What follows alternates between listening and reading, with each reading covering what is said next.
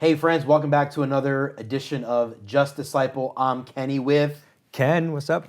coming at you from Bloomington, Minnesota, and we are excited to talk about secular music. Yeah, let's talk about it. Is that a secular song? I don't know. I don't know. It's like we're gonna jam out to Eminem, Katy Perry. Quoting Which a video one? that went viral a couple years ago. I don't know if you guys have seen that. Anyway. No. Okay, so That's 2008, bro. It's Sorry, not a couple years ago. It's a lot of years. should Christians listen to secular music? I was a youth pastor for many years, so I date myself sometimes. I still think things that were cool when I was a youth pastor are still cool, which is not the case because I haven't been a youth pastor in quite some time. Yeah, it's been like 7 years. Yeah, but should Christians listen to secular music? Ken, how do you usually answer that question when someone asks you that? Yeah, when people ask me this question, they typically want like a yes or no answer.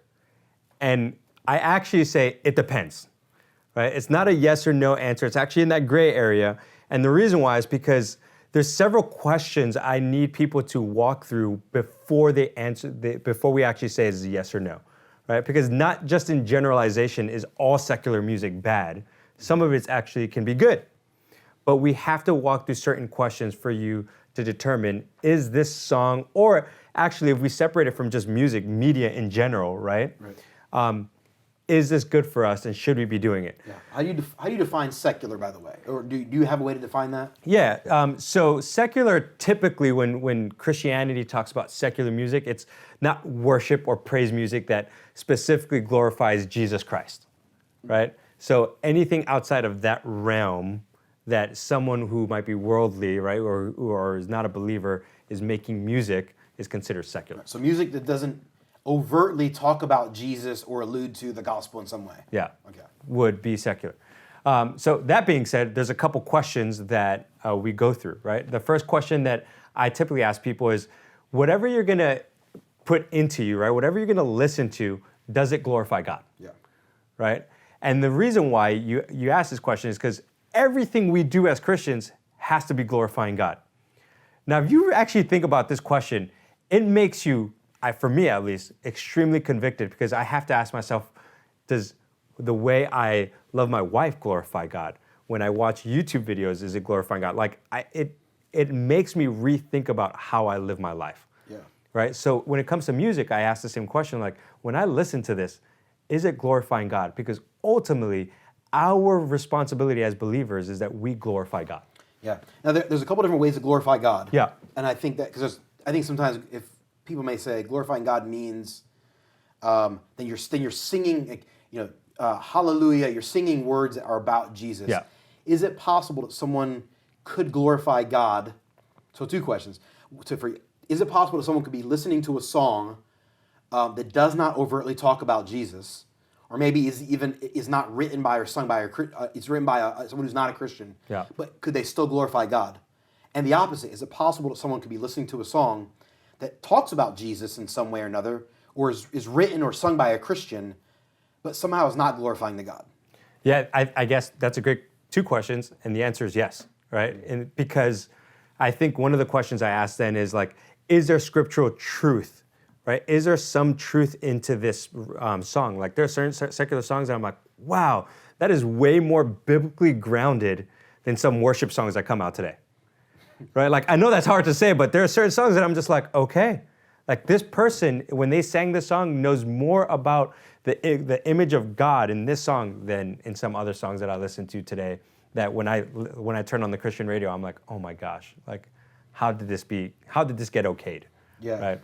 I remember when I was in high school in the 90s, there was a band called Evanescence. Yeah. They were really popular, and they had some music out that wasn't overtly Christian, but they claimed to be Christians. They themselves proclaimed to be Christian. I don't know if they still do or not. I haven't heard of them in years.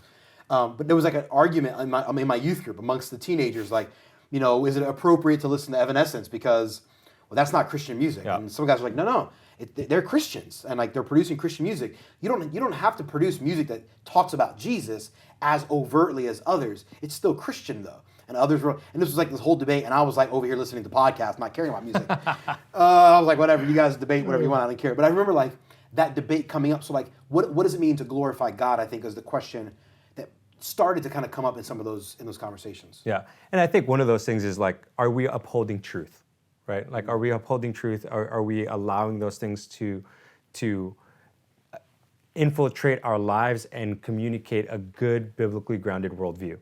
And then like Evanescence is a good one. Like, yeah, there's some great songs that like it tugs into your heart and it screams out like this is true. And I think it's okay for us to listen to those. Yeah. But do you have any other thoughts on that? No, that's, yeah. I mean, I don't really listen to music. I feel kind of a pedestrian in these conversations because I listen to audiobooks and podcasts nonstop. Yeah. I legitimately don't listen to music very much. I'm like the least musically inclined person I know, legitimately. Yeah. But for me, it's other media. Like I don't watch movies. I watch fewer movies than anyone I know. I watch fewer television shows. I don't listen to music. But for me, it's stand-up comedy. Yeah. I love stand-up comedy. To me, if all I ever had to watch ever again was stand-up comedy, you'd be happy. I would be perfectly happy. And like to me, stand-up comedy and preaching, like there's so many similarities. Oh, like the all the art time, form of preaching and the art form of being a good stand-up comic, they use a lot of the same techniques. So I'm just fascinated by public speaking. Oh, yeah. So I love watching stand-up comics, TED Talks. That's my jam. So for me, I got to be extremely careful. Like when you're asking the question about secular music, I have to ask that question about the stand-up comics that I love. Like it's really hard for me to watch Chris Rock and think, you know, God's really glorified by what Chris Rock is saying right now. God is probably not glorified. Okay, let me take back the word probably. God is not glorified by the jokes that Chris Rock says. Like God's not laughing at those jokes. God is heartbroken over what he's saying because Chris is using sin and sinful ideas. Why would I sit and laugh at something God cries at? Yeah. And I think we get the same for music. Yeah. And so for me, I struggle with stand-up comedy. I think for some people it's the same with music. Ask yourself, like when you're listening to music, is God crying over this? I don't mean that literally. I'm using it metaphorically. Like is God like heartbroken over this concept that's in this song that you are celebrating and resonating with and singing along to with and allowing it to influence you? It feels like a very unwise way to engage with music. Yeah, which actually leads to the second big question that I ask is like, how is this song, or we could like take away song and just put media, right? Like comedy. For me, it's movies, YouTube. Like I love that stuff. Like, how is it drawing you closer to God? Yeah. Ultimately, how is this drawing you closer to God? You know, if for us as Christians, we are called to live in light of eternity, live in such a way that we are completely enamored by God, and we want to do everything to be closer to Him and be like Him, how is this doing it? Yeah, 100%. Back in the 90s, we did this. We used to wear these cheesy bracelets, the WWJD bracelets. Remember those? I love them. I don't know if anyone still has them. I haven't seen them. I still got like 50 of them because I owned 1,000 of them. They were so cool in the 90s, right? In the early 2000s. Some of them had the rainbow color or the... Yeah. But the WWJD was the idea of like, what would Jesus do? So like, I know that sounds trite, but like, just pause and ask yourself legitimately. If Jesus was driving in your car, what would he do? Would he listen to that song? Maybe. I mean, probably not though, right? Like, let's be honest. Yeah. I bet there are some quote-unquote Christian bands that Jesus would not listen to. I bet there's some quote-unquote secular bands that Jesus would listen to. Yeah. But my guess is the vast majority of what we Americans put in our brains, Jesus would not consume. Yeah. He would say no to that. Because Jesus was always just focused and bent on being close with his Father and being intimate, communing with the Father. And Jesus was focused on that. And so I think we ask ourselves the same question, like, if you're focused on being intimate with the Father, why would you allow elements of media in your life that potentially come in the way of that? Yeah. This doesn't feel wise. And for those of you who are listening to this, I think this is a struggle for both Kenny and I in different aspects. For Kenny, it's not music, right? It's comedy. For me, it's movies. Like, I've been over at Kenny's house, like, and I used to crash at his house. I would come in during lunchtime. I'm watching something. He's just like, oh, I didn't realize you were hanging out in my house, because I was just watching something. But I had to be very mindful, like, is this actually drawing me closer to God right now? And like, we always have to be asking that question, which ultimately, right, if you answer these two questions, right, how does it glorify God? How is it drawing you closer to God? And after those two questions, you're like, okay, I can be okay watching this. The next question you got to ask yourself is, how is this media, the song, the comedy, the movie, whatever you're watching, how is it influencing your attitude? Yeah. So how, Kenny, when you ask this question, how is it influencing your attitude? What's kind of the paradigm that you're thinking through? Like, I don't think people realize, even someone like me who's like the least musical person I know, even I am impacted by music. Like, all of us have had that moment where we hear the lyrics of a song and it just unlocks something in it. Music is powerful. Yeah. It unlocks elements of our brains and our hearts. It takes the intellectual elements, the intellectual things, and it ties them to the emotional things. Music is so powerful in our lives, and it has the power to influence us. I remember a couple years ago, this is before I started dating my wife. I was going to say my current wife. I'd I'm like, I only had one wife. She's my only wife. Pause camera. We got to talk about a couple other things. So years ago, I was dating someone else, obviously that I didn't end up marrying, and our relationship, like, it looked like things were going to end, and we were kind of not on the same page on a lot of things, and I was really sad. So we ended up breaking up, and I remember like listening to some like breakup music, like listening to like songs, because and it was just like it was cathartic, it was therapeutic, Yeah. and it was actually like soothing, but it also put me in this mode of like depressed, almost not quite depressed, but almost. And I was like, because I was thinking about it nonstop. I was listening to the radio, and there's a Bruno Mars song that came on. Yeah. When I Was Your Man. You know, I would do all the things I would do whatever. He's basically singing like all the regrets he has on not having been a good boyfriend. Yeah. You know, all the things he would do if he could go back and I would do the things I should have done when I was your man. And like I remember like listening to the song. I remember like being at a red light, just like and just like crying and like this. And then like I intentionally started looking for music. So there was like an Adele song. There was a couple other songs that like, I intentionally was like wanting to feel. Like I wanted someone else to put to words the hurt that I was feeling. Yeah. And it was actually therapeutic to some extent. So it was actually, I believe, like kind of like in a God-ordained way, it was actually healthy and helpful for me. But that you can't live there. Nope. And so if all you're listening to is those music, and I love Adele's music. She's a beautiful singer. But if all you listen to is Adele, you're going to be depressed. Like, like you just can't, like if all you listen to is Bruno Mars talking about how like I don't believe in miracles. Well, like maybe you might start questioning if you believe in miracles. I know that sounds extreme to some people, but like legitimately, the music you listen to over and over and over again, it impacts your outlook. When I was a youth pastor, I've just seen it. I can tell you the kind of music a kid listens to by the outlook. If they're super depressed, if they're angry, if they're boy crazy or girl crazy. And I remember telling girls in my youth group, "You're boy crazy. Stop listening to this music. Listen to this. Watch what will happen." A month later, they're like, "Yeah, you're right. I'm not as boy crazy." Like. Because if you're a young girl and all you listen to is Justin Bieber, and I like me some Biebs, I'm a fan. Like I'm a fan, Yeah. I really am. But if all you listen to is Biebs regularly, then it's gonna shape your thinking. And so you got to just unplug that. So for me, I listen to that stuff occasionally, but just like what's the most you like? For me, the most I listen to is music that will overtly talk about the gospel in a way that will make my attitude more Christ honoring. Yeah. And occasionally I'll have some of that stuff in there, other stuff in there for sure.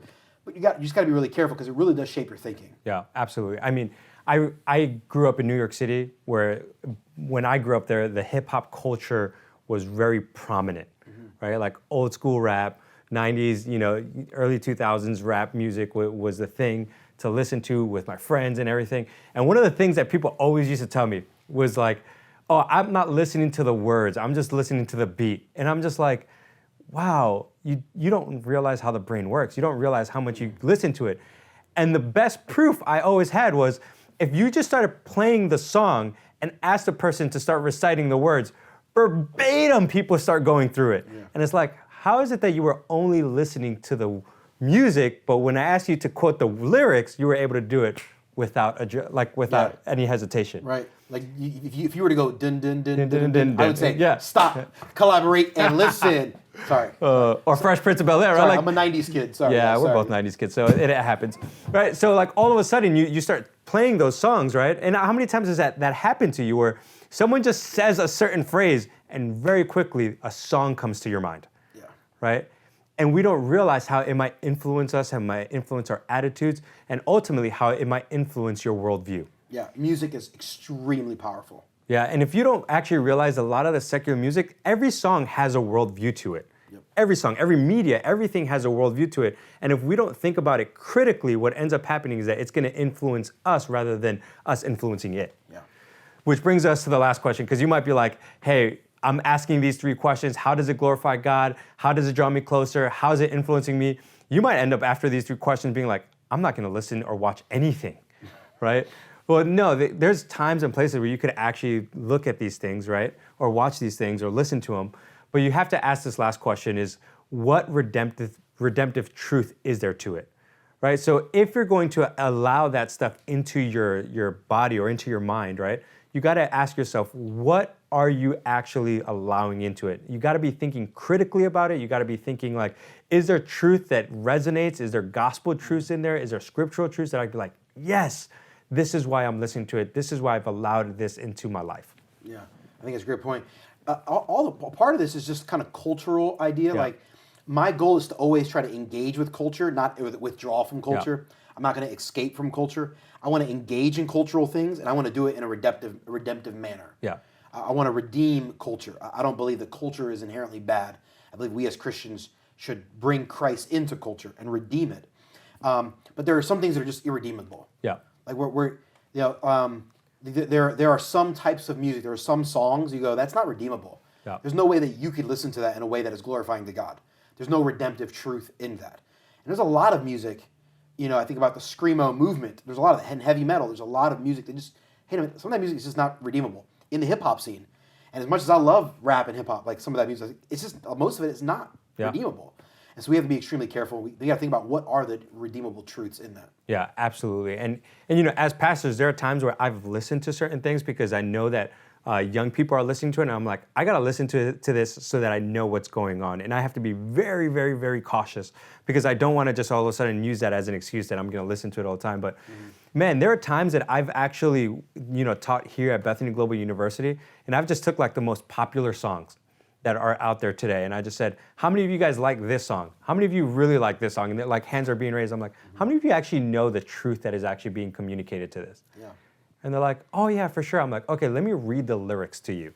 And I just start reading the lyrics and I'm like, do you realize how much this is degrading to women? Do you realize how much this is not scriptural? Do you realize how much this is not showing men to be what men should be called to do? And all of a sudden they're like, oh my gosh, I really love that song. I'm like, well, what you're saying is you love false. You love lies. Yeah. And we have to be mindful of those things. Yeah. On that last thing I'll say is that I alluded to earlier, there's a popular Bruno Mars song. Yeah. When I was a youth pastor, a couple guys in my youth group were singing it. And it's a super catchy beat. I mean, I loved it, if I'm honest.